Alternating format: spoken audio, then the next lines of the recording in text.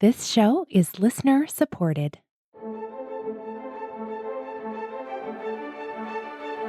You're listening to Adoptees On, the podcast where adoptees discuss the adoption experience. I'm your host, Haley Radke, and this is a special episode in our healing series where I interview therapists who are also adoptees themselves so they know from personal experience what it feels like to be an adoptee. Today, we are going to tackle intimate partner relationships. Let's listen in. I'm so pleased to welcome back to Adoptees On, Marta Drachenberg. Welcome, Marta. Hi, Haley. Marta is a fellow adoptee and licensed mental health counselor who is trained in internal family systems, a model she believes to be especially powerful in helping adoptees learn to love and welcome all their internal parts. So Marta has taught us before about internal family systems, but today I asked her back because we're going to talk about just the challenges of being adopted and being in a romantic relationship with someone and all the fun things our partners get to deal with us. Is that right, Marta? That's correct. It is a roller coaster ride to sign up to be with one of us, for sure. Yes, it is no secret that my husband deals with a lot. But I mean, why is that? Why is it so tough to be with someone who's adopted? What is it about adoptees that can make it a challenge for just being in relationship?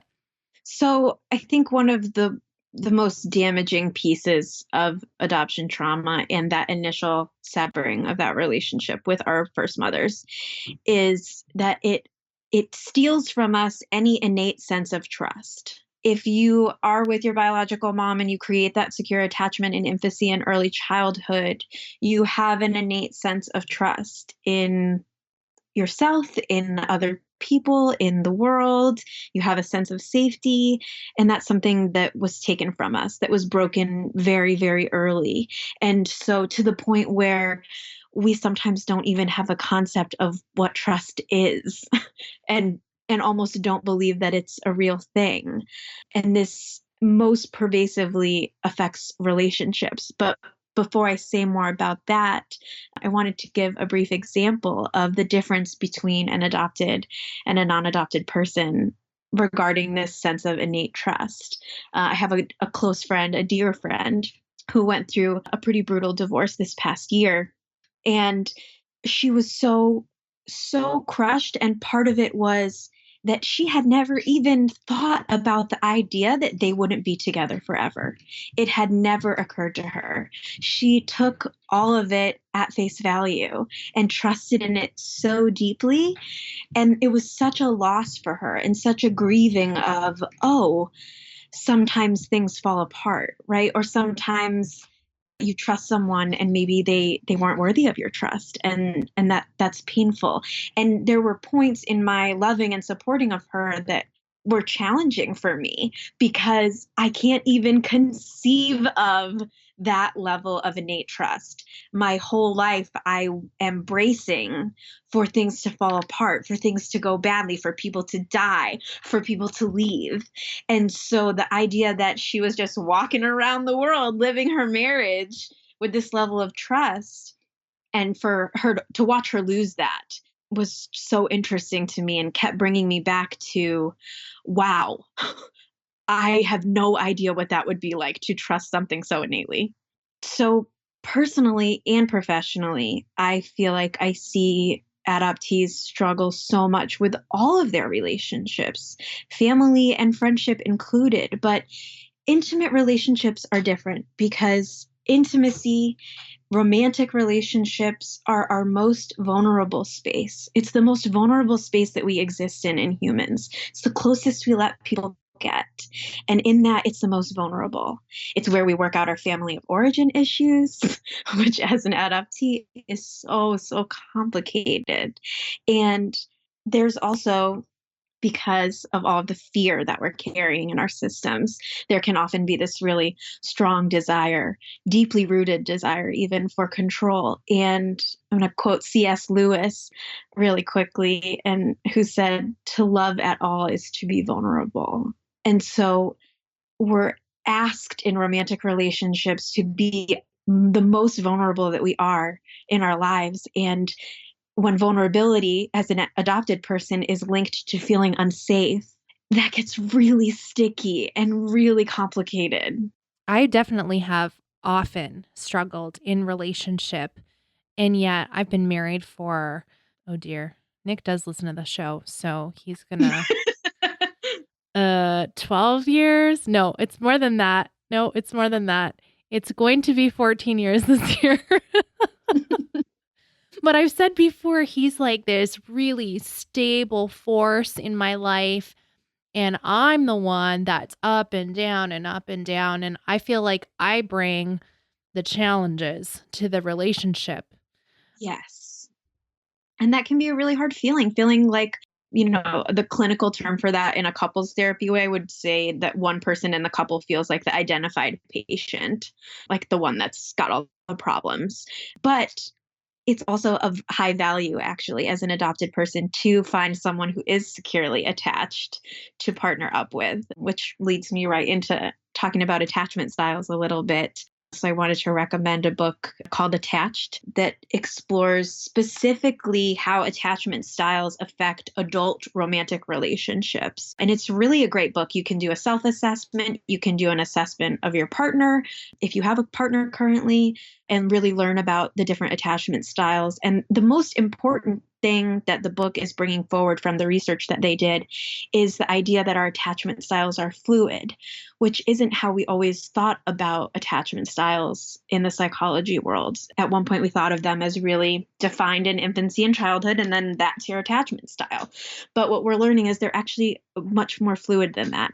So the good news of that is that if you aren't partnered yet as an adopted person and you seek out someone who's securely attached, they can pull you into securely attached. You can develop that together. The con of it is if you're an adopted person and you're super dysregulated and you find a secure person, you can also pull them out of secure attachment and bring them into your world. Don't tell them that. uh, I'm looking and around. Nick's upstairs. It's fine. So I appreciate your vulnerability in speaking to that, Haley, that you feel like the one that has all the ups and downs. But the upside of that is it's kind of like slinging pudding at a wall and it just falls down instead of someone catches it and throws it back to you. Because securely attached people, when we're having our dysregulation, are just like, hey, there's no fire. What's going on? Everything's fine. Right? Like you said, he's this stable force in your life. And so they can reflect that back. And it helps us kind of see the places where, oh, what I'm feeling isn't actually happening in this moment. Or, something else is coming up from me. I'm not in the present moment right now. And there are those of us, myself included, who read this book and learned these things when they're already have fallen in love with someone who has the opposite attachment style for them. And they talk about that in the book as well, which is really helpful. I happen to already have fallen deeply in love with someone with an opposite attachment style and someone with their own trauma history as well that is very different from my trauma history, which provides a whole other myriad of challenges that we get to navigate, which sometimes is really helpful. And sometimes we really speak the same language, and sometimes we just trigger each other in all of these really terrible ways and have to work through that. But that's also not impossible. And so even two people with opposite attachment styles, even if they're not secure, can move towards secure together. And it's a lot of work, but I think it's worth it. So you mentioned this book Attached, and you're talking about different attachment styles. Can you just give us Cole's notes of what that means? It means how we are in relationship. That's the simplest way that I can put it. A general way of what comes out of us, what parts of us show up when we're in relationship. And again, especially in this intimate romantic space that can be so vulnerable. And can you give an example of a couple different attachment styles? I do not have the book in front of me, but I believe it's anxious, avoidant, There's a mixture of those that's a very small percentage of people that are anxious, avoidant, and then secure. Okay. There's some really beautiful examples of how this plays out in attachment styles in this new show that's on HBO. I don't know if anyone's been watching. It's called Here and Now. So, spoiler alert, I'm going to talk about a couple of different scenes with one of the characters. It features a family structure of 2 white adoptive parents, 3 adult adopted children, one from Liberia, one from Vietnam, one from Colombia, and they also have a biological child as well, a teenage girl. So I'm going to be talking a little bit about Ramon's character, who is the adult child that's adopted from Colombia. And we watch his relationship in the first season with Henry. And there's these 2 specific moments that I think they did such a beautiful job of really showing what can come up for us. That he gets so close so fast. And that's really common, I think, with adoptees. We have really strong feelings and we're craving that love so deeply that we can run really fiercely towards someone. And you see that side. And then you also see the other side, which is this urge to run and this urge to end things really quickly, really unilaterally. So the first kind of trigger is he wakes up in the middle of the night, one night, and Henry's not there. You really see how he comes undone. Like, where did he go? And you can see how hard that is for him. And his impulse is to end the relationship. And they work through it with a conversation. But you could see that it could have ended there had Henry not fought a little bit and said, no, I want you to know what really happened and why I did that and why I'm sorry. And they move through it. But there's already one point, right, where they could have gone a different way. And then there's a later piece where Henry had potentially been unfaithful. And without getting the actual story, without asking any questions, Ramon goes to the worst case scenario, like we often do, like we're hardwired to sometimes, and just assumes the worst and ends the relationship unilaterally. And I think there was a lot lost there. And that's, getting into my opinion of what I saw these 2 characters sharing. But I think they did have a shared history of trauma. I think there was a lot of love there. And it was lost and in a really fear-based way. So both of those examples are examples of Ramon being incapable of trusting, of innately trusting.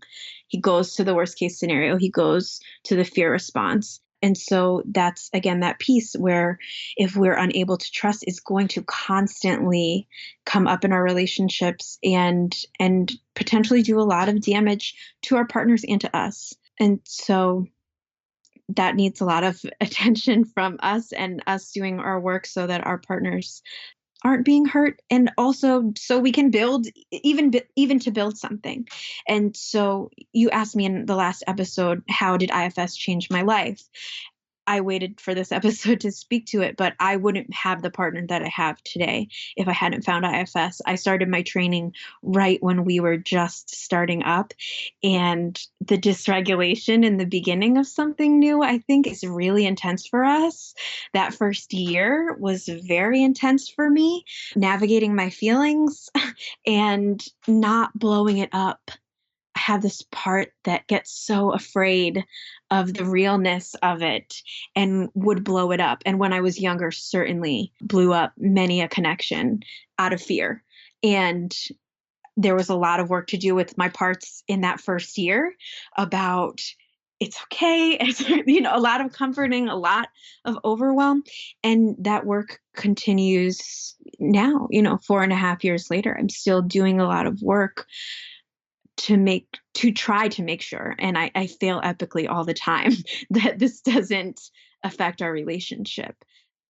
And so, in the beginning, we used to get in this conflict that I would say, I trust you, and he would say, you don't trust me. And we would go round and round with this really often. And as I was starting to do my first adoption readings about adoption trauma, it was right around that same time that we had been starting to date. And so I started learning about this and really learning about this broken sense of trust, especially from primal wound.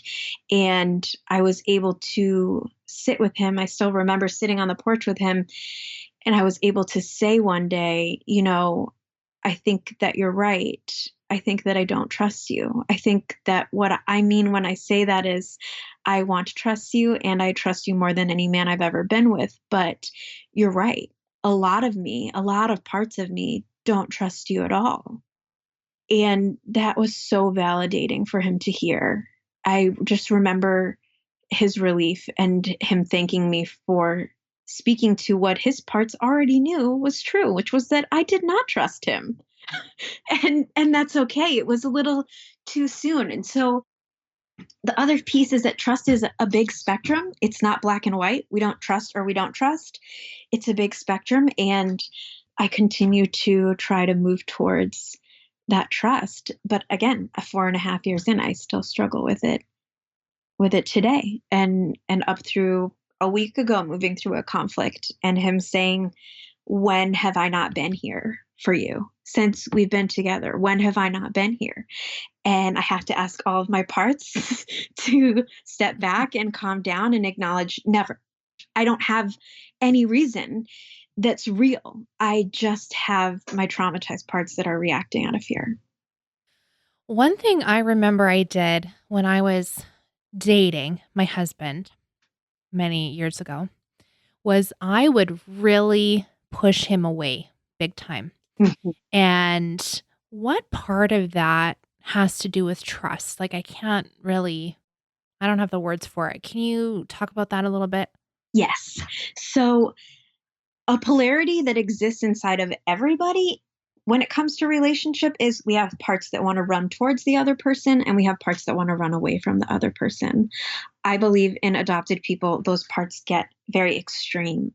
So again, we have those behaviors of running towards someone, making up a whole kind of story and making it more intense and rushing it and all of that, right? Like I have to get so close to you that you're my skin. That impulse is so deep. And then we also have, oh, but now we are this close and now I feel really unsafe and I need to get the F out of here immediately. And there's the running. And so there's these opposing energies that I think again get really extreme with us, the parts that want to run towards and the parts that want to run away, which can feel, again, that roller coaster can feel very upsetting to the other person if they don't understand what's happening. Yeah, yeah, for sure. We can see all of these things. I think hearing you explain this, probably a lot of us are like, oh my gosh. Listen, I've been sitting here thinking, you have cameras in my house, so we're all kind of feeling that way. But then what are our next steps? Like, if we see it, then how do we work on building that trust? And how do we work on saying to our partner, okay, I am working on this. Can you work on this with me? And those kind of things. How do we navigate that? Yeah. So again, what comes up in our intimate relationships is a lot of family of origin stuff, which we have two families of origin really that we're working with, two loads of crap that we're trying to get Twice the fun. twice the fun. So there's it's honoring that, right? That a lot of what's coming up for us is maybe about our adoptive parents, maybe about our birth parents, but that generally it's not about that. When I do couples work, the first thing I say is 90% of what's coming up between the two of you isn't about the other person. You're hitting wounds and they're coming up, but they're not, you didn't create them together. They were already there and you're hitting upon them. So I would say step one as an adopted person is a huge amount of curiosity about what's happening for you and what your feelings are and what's going on in your body, in your heart, in your mind, and really attuning to that so that you can recognize when you're having a really intense emotion and start to be able to recognize when it might be disproportionate to what just happened. And that's my first signal personally is, oh, I'm having a really big reaction to this. I need to slow down. I need to see what's happening. I need to listen. One way that I do that, especially if I'm super escalated, I generally journal on my phone and not in my journal. And it's interesting to go back and read and I can see what's about my adoptive parents, what's about my birth mom. And in the journaling, I think I'm writing to my partner, but I read it later and I'm like, oh, I see who that was about. It's almost never about him. And so it's starting to recognize that narrative. How does that show up for you? And these are a few triggers, abandonment kind of narratives that I've noticed in myself that maybe your listeners will relate to and hear for themselves. But if I hear any of these statements inside of myself, I know that it's adoption trauma stuff that's coming up for me. Why aren't you here? Where are you? How could you leave? So short and simple, right? But all of those link directly to my traumatized infant part. And I'm not in the present moment. If I'm thinking those things, if I'm feeling those things, I'm not in the present moment. And I have to ground myself before I can move forward. And so the practical piece of that is when I notice that coming up and I notice where that lives in my body, like I know that a lot for me is right under my rib cage, right in my diaphragm, that a lot of my fear lives there. So I might place my hand there and just take a really, really deep breath and just say, we're okay. Everything's okay. I'm right here. And depending on how much I know about what part of me is showing up, I might reassure it in different ways. We're safe now, or I might remind that part that my partner is a safe person. That Tyson loves you. Everything's okay. You're in a safe space. I might remind that part that my birth mom loves her, which is a gift of my reunion, which I didn't have before to say to her. But now I can say, she loves you and you'll see her again. It's going to be okay. So that part's really specific individually, how you calm down the parts of you that got stirred up in the moment. But recognizing is definitely the first step so that I'm not running out and saying out loud, how dare you leave? How could you do this to me again? And then we're in a whole thing, right? And now I'm in a 1 to 7 day fight that I don't know what's going to be said and what I can't take back. So that's if we're already in a relationship. Yes. And I know several adoptees personally who kind of go in and out of different relationships, and you just sort of see them bouncing from one person to the next. And I mean, to me, I look at that from the outside and I think this is a little bit dysfunctional. Mm-hmm. How does someone like that, you know, look at themselves and say, okay, what am I going to do next? Like, do I want a partnership that's going to last for a while? I mean, what do you say to someone who's experienced that? Well, part of me wants to say partnership isn't for everybody. It's okay if you don't want a partner too. Fair enough. Yes. Yes. But yes, if you want to build a healthy partnership, it's essential that you're doing your own work, ideally with a therapist. I strongly recommend that any adopted person, once you're in a relationship that you think this might really be something, even if you think maybe just for a year, but this might be something, get yourself in couples therapy as soon as possible. People use couples therapy as a Hail Mary at the end, and typically couples seek help 6 to 7 years past when they needed it. So part of it is honoring that this is hard for us. This is an area that is difficult for us and we need a little help. And finding a partner that's okay doing that work with us, that's also interested in growth and building healthier relationship, and just really honoring, again, it's not a place that we're broken. It's not something we can't have that's just for the other people, but it's a place that's very challenging for us and we need a lot of help. I know for my partner and myself, we didn't have healthy examples growing up. And so we're trying to build something that we haven't even seen. So we need help with that. And that's understandable. And then to the way other side, I would say for anyone that's single and just dating around and wants to live that casual life and isn't really ready for something serious, if that doesn't feel safe, don't do it. Definitely don't do it if it doesn't feel safe. But even in casual encounters as adopted people, we can get very deeply wounded. And so it's being careful about our hearts and our safety, and making sure that anyone we spend time with, even if that's somebody for 2 hours that we're going to be intimate with, that it's safe and that we're clear with our parts about what's happening. If we're just seeking physical comfort, again, that's totally fine. And we have deep needs for that generally as adoptees. But are we being clear with our parts that this isn't our forever person and we might be leaving them really soon? Are we being clear about our own intention with ourselves going into it?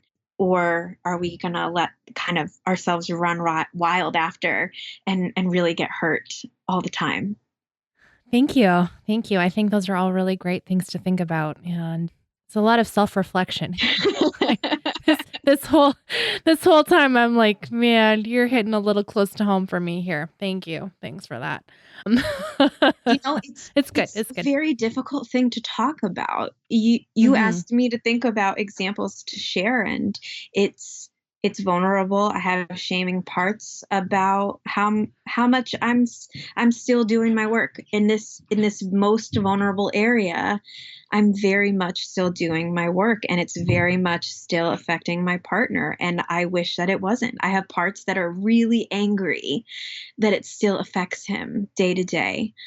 And that's what's happening. So what do? We ask for help. Yep. And we try to do our work, and it goes as fast as it goes. But if we can say to our partners, part of me felt this, or, even in the repair, sometimes we can't resolve it in the moment, right? We have to come back later and say, I think that part of me that got really angry that you left and went to go hang out with your friends really was feeling that separation with my birth mom. I think that's why I was sobbing. I'm sorry that I put that on you. That's so different than anything else, than any other way we might deal with that. But that really goes back to just what you said a moment ago about going to couples therapy and how we leave it till this is like 7 or 8 years late, like doing those repairs as you go. Yes. Is so important. Yes. And I can't tell you how many people, even therapist friends that I have had reactions. I casually talk about our couples therapy often, and people say, "What's wrong?" Nothing. Things are good. I want them to stay good. And we're building a foundation. So it's important that we have help. Yeah, I am a big believer in therapy, obviously. I mean, I think it's so amazing to be able to go into a session with Nick and my psychologist, that's who I see. She is just able to help us hear each other, Mm-hmm. and sort of uncover some stuff and really have a good conversation about what it's really about. And sometimes in the heat of the moment, you just aren't able to do that. So I love that you just said, coming back later to just do that repair is so good. Awesome. Thank you so much, Marta. Is there anything that we didn't cover yet that you really want to get to? I don't think so. That's it. I didn't think I'd get through everything that I wanted to say, but I did. Oh, this was really good. And I felt so uncomfortable talking about this. I don't know why. I had that season 4, we're talking all about relationships as we're recording this. And I did this bonus preview episode with my husband, Nick. And, he relayed all of these things to me about how my reunion with my dad affected him. Mm-hmm. And the whole time he was talking, right, I was like, oh my gosh, Yes. I was so selfish, and I didn't see it till later. And then just reliving that, it brought so much stuff up. And this conversation too, I'm like, whew. Yes. So you know what? We need to go there. We can't hide these things. This is really what's happening for me, for you, for the people that are listening. Mm-hmm. It's really important to talk about. Thank you. Yeah, you're welcome. Marta, where can we connect with you online? There will be links in the show notes to my personal email. If you just want to talk to me, that's totally fine. I'm open to that. And also my professional website as well, where my practice information is. And yeah, feel free. Wonderful. Thank you so much. I am so thankful for each one of you that tells me how much the show has changed your life. And I can't believe it. I still get these emails daily or messages on Instagram or Twitter or Facebook. And it means so much to me that you are finding the show so helpful in your own life. So, one of the ways that you can help support the show is by just telling one or two people about the impact it's made on your life and to encourage them to listen. So, I know that some of you have been sharing in your adoptee support groups, which is awesome. What a great idea. And also, I've heard from some of you that you're actually bringing the show to share with your therapist. And they are getting more insights from listening to the Adoptees on show. And think about it, if they are able to help more adoptees through their struggles, I mean, it's like full circle. It's just like so exciting to see this change shifting in the world. So thank you so much for sharing the show in that way. And one other way you can help me to continue making this show for you is with your financial partnership. So adopteeson.com/partner has details of how you can support the show monthly with a small gift. And I have some thank you gifts as well for you for supporting the show in that way. So I have a secret Adoptees Only Facebook group, which is filled with past guests and other supporters of the show. And they're all really, really amazing people. Let me tell you, we've had some really great conversations in there. And also, I have another level of support with some unedited episodes of the podcast. And often I have a guest, Carrie Cahill Mulligan, come on and we talk about what's kind of happening behind the scenes of the show and also what's going on in our own lives. Carrie's fantastic. She was my very first guest, actually, season 1, episode 1. And then she came back to interview me all about my story, which is the season 1 finale, episode 13 of that series. So if you're all caught up and you're looking for a few more shows, that's another great way to support the show and fill your podcast queue. You can sign up for that at adopteeson.com/partner. Thank you so much for listening. Let's talk again next Friday.